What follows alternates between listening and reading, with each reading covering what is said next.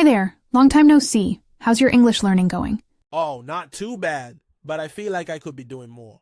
With my busy schedule, it's hard to find large chunks of time to study. I totally get that. That's why I've been focusing on using my spare time more effectively. Even those short pockets of time can be really useful for learning English. Really? Like what kind of spare time are we talking about? Well, for example, when you're commuting. Whether you're on the subway, bus, or even in the car, as a passenger, of course, you can listen to English podcasts, audiobooks, or language learning apps. That's a good idea. I usually just listen to music on my commute, but I could definitely switch to something more educational. Do you have any favorite podcasts? There are so many great ones. If you want to improve your listening skills and learn about different topics, TED Talks Daily is amazing. They have speakers from all over the world talking about everything from science to culture. And they have transcripts available too, so you can read along if you want to. Sounds interesting. I'll give it a try. What about when I'm at work? I have a few short breaks throughout the day, but I'm usually too tired to do anything serious. You don't have to do anything super intense. You can read a short English article during your coffee break. There are lots of websites like BBC Learning English or CNN 10 that have bite-sized news stories. It's a great way to pick up new vocabulary and keep up with current events at the same time. That's true. I could also use those breaks to practice a bit of grammar. I still struggle with some of the more complex tenses. Right. There are grammar apps like Grammarly or Duolingo that are really handy. You can do a quick grammar quiz or review some grammar rules during your spare moments. And the best part is, they're designed to be used in short bursts. I've heard of Duolingo, but I thought it was mainly for beginners. It's great for beginners, but it also has more advanced content. You can customize your learning path based on your level, and it's gamified, so it's actually quite fun. You can compete with yourself or even with friends to see who can earn the most points. That sounds like a good way to make learning more engaging. What about when I'm waiting in line, like at the grocery store or the bank? That's another perfect opportunity. You can use flashcard apps. There are apps like Anki, where you can create your own flashcards or use pre-made decks. You can review vocabulary, grammar points, or even English idioms. It's a quick and easy way to reinforce what you've learned.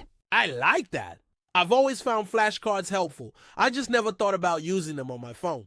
And if you have a few minutes more, say when you're having your lunch break, you can watch a short English language video on YouTube. There are channels dedicated to teaching English, like English with Lucy or Rachel's English. They have videos on pronunciation, vocabulary, grammar, and more. I've seen those channels. I just didn't realize I could use them during my lunch break. I usually just scroll through social media. Exactly. By making these small changes, you can turn your spare time into productive learning time. What about when you're working out? I usually listen to music when I work out, but I guess I could listen to English audio instead. Definitely. You could listen to an English audiobook. It'll keep you entertained and help you improve your listening skills at the same time. Or you could listen to English language workout playlists with instructions in English. It's a great way to learn while getting fit. That's a creative idea. I never thought of combining exercise and learning. Another thing is, when you're at home and have a few minutes to spare between tasks, you can practice speaking English to yourself. Describe what you're doing, your plans for the day, or just talk about your thoughts. It might feel a bit strange at first, but it really helps with fluency. I'm not sure if I can do that without feeling silly. I know it sounds odd, but trust me, it works. You can also try shadowing. Listen to an English audio, like a podcast or a news report, and repeat what you hear as closely as possible. It helps with pronunciation and intonation. Okay, I'll give it a shot. What about reading? I love reading, but I always feel like I need a lot of time to really get into a book. You don't have to read a whole book at once. You can read short stories or essays. There are collections of short English stories for learners, and ebooks make it even easier because you can carry hundreds of them on your device and read a few pages whenever you have some spare time. That's true. I have an e-reader, but I haven't used it much for English learning. Also, don't forget about language exchange. You can find language exchange partners online. You can have short conversations with them via text or voice calls during your spare time. It's a great way to practice speaking and get feedback. I've heard of language exchange, but I'm not sure how to find reliable partners. There are apps like Tandem and HelloTalk that connect language learners from all over the world. You can set your preferences, like the level of English you want to practice with and the topics you're interested in. And you can start with short, casual conversations. That sounds promising. I'm just worried about making mistakes in front of others. Everyone makes mistakes, especially when learning a new language. The important thing is to keep practicing.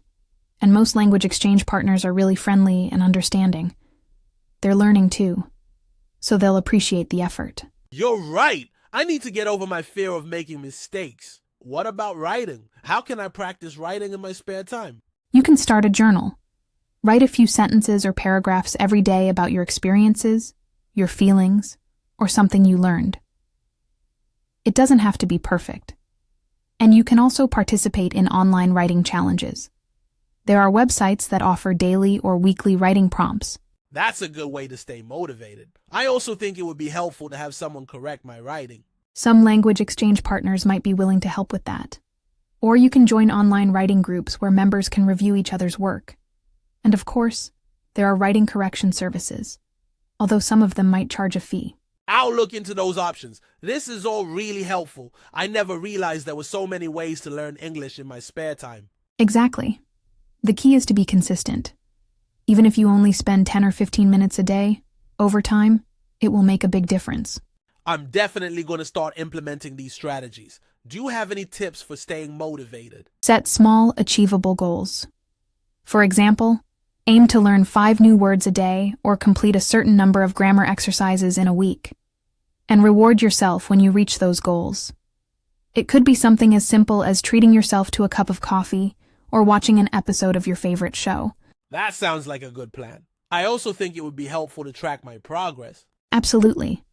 You can keep a record of the new words you've learned, the podcasts you've listened to, or the writing exercises you've completed. Seeing your progress can be really motivating. I'll start a spreadsheet or something. Thanks so much for all these great ideas. I'm really excited to start making better use of my spare time for learning English. You're welcome. I'm sure you'll see great results if you stick with it. Let me know how it goes. I will. Thanks again.